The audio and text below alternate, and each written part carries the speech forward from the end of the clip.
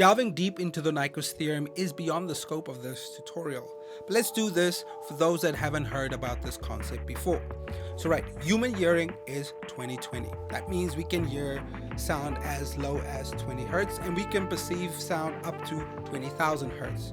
Everything that we understand and enjoy about music has been centered around this idea and understanding. What the Nyquist theorem basically states that in a digital system, for something to be accurately captured and represented, you need at least 2 sample points per frequency.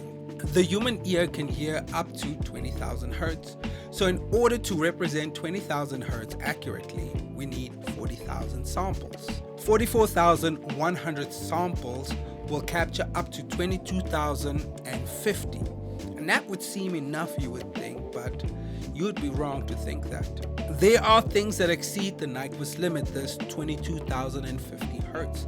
I found that snares do, hats and other cymbals can, vocals as well, especially synths, as we will demonstrate shortly. So when a sound source exceeds the 22,050 hertz in the digital system, weirdly enough, they didn't design it so that it simply goes, cool, I guess we'll just cut this part off. No, it actually decides to fold the parts that it didn't sample accurately back onto the parts that it sampled accurately.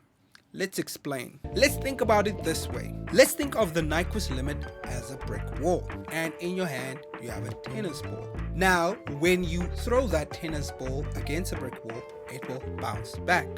Now, if you don't throw it hard enough for it to reach the wall, it will not bounce back.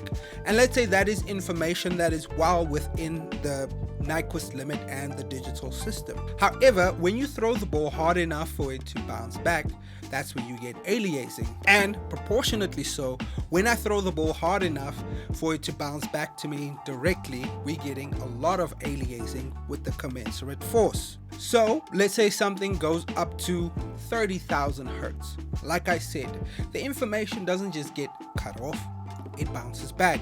So the information will reach the Nyquist limit at 22,050 and then bounce back by the amount that is essentially left, and I wrote the math down here.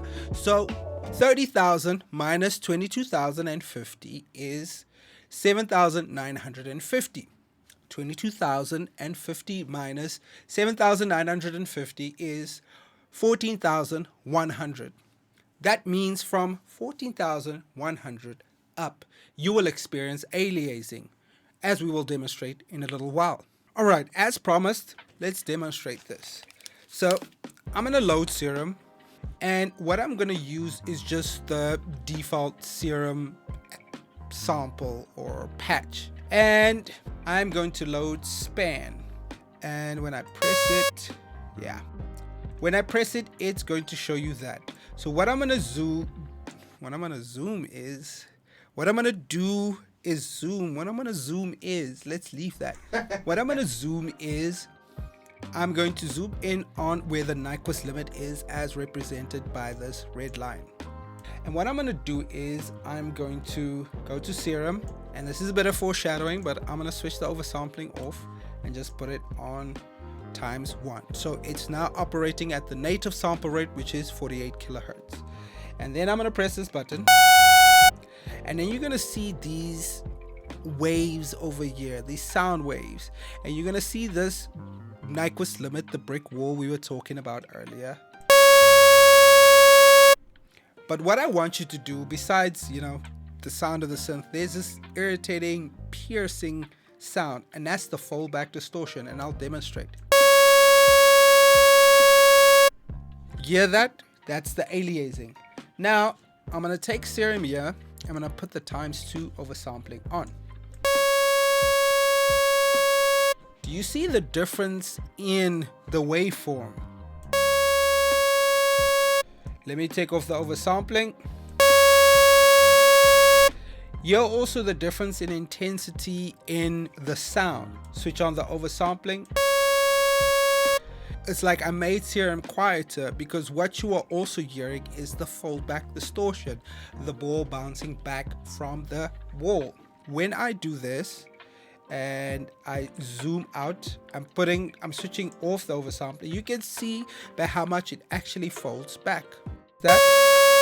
So you can see that the aliasing folds back quite a bit. And when I switch on the oversampling, let's do that again. You can see that the foldback distortion is gone. All that added information that created the foldback distortion is gone. Let's observe it again.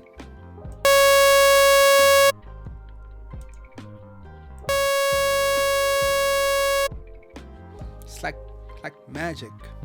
Okay, so now we have raised an interesting question.